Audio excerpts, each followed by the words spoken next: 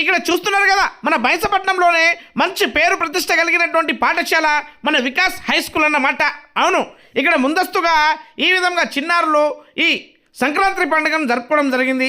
ఇక్కడ ఉన్నటువంటి ఉపాధ్యాయులు ఈ విధంగా పాలను పొంగించి మన ఈ సాంస్కృతిక సాంప్రదాయ ప్రకారంగా ఈ సంక్రాంతి పండుగను ఇక్కడ ప్రారంభించడం జరిగిందన్నమాట. ఇక పాలను పొంగించిన తర్వాత అందులో కొద్దిగా చక్కెర బియ్యం వేసి ఇక అక్కడ నుంచి అక్కడ ఉన్నటువంటి ఆ మంటతో ఈ భోగి మంటను అక్కడ వెలిగించి అక్కడ ఆ స్టాఫ్ కావచ్చు, ఉపాధ్యాయులు, అదేవిధంగా అక్కడ విద్యార్థులు ఆ ఫోటోను దిగడం జరిగింది. అంతేకాకుండా అక్కడ నృత్యం కూడా చేయడం జరిగిందన్నమాట. అయితే మన తెలంగాణ ఆంధ్రప్రదేశ్లోనే అతిపెద్ద పండగ ఏదైనా ఉన్నది అంటే అది సంక్రాంతి పండగ.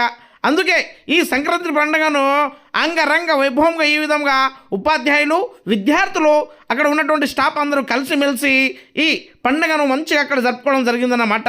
ఇగో ఇక్కడ చూస్తున్నారు కదా, వెరైటీ డిజైన్లతో ఈ విధంగా డమరుకం కావచ్చు, శివలింగం కావచ్చు, అంతేకాకుండా అక్కడ ఏదైతే మనకు పంట పొలాలు కావచ్చు, అంతేకాకుండా ఈ విధంగా ఎడ్ల బండి కావచ్చు, ఎడ్లు కావచ్చు, రైతులు కావచ్చు, కుండలు కావచ్చు, వెరైటీ అలంకరణతో ఈ విధంగా అక్కడ వికాస్ హై స్కూల్లో మంచిగా ఈ పండగ వాతావరణాన్ని అక్కడ ఏర్పాటు చేసి ప్రతి ఒక్కరు ఎంతో ఉల్లాసంగా ఈ విధంగా ఈ సంక్రాంతి పండుగను అక్కడ జరుపుకోవడం జరిగిందన్నమాట.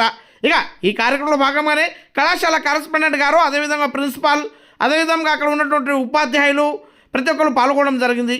ఇటీవలే సైన్స్ ఫేర్లో వాళ్ళకు అవార్డు వచ్చినందుకు గాను ఆ అవార్డు వచ్చినటువంటి విద్యార్థులకు, అదేవిధంగా దానికి కారకులైనటువంటి ఉపాధ్యాయులకు కూడా అక్కడ సన్మానం చేసుకోవడం జరిగిందన్నమాట.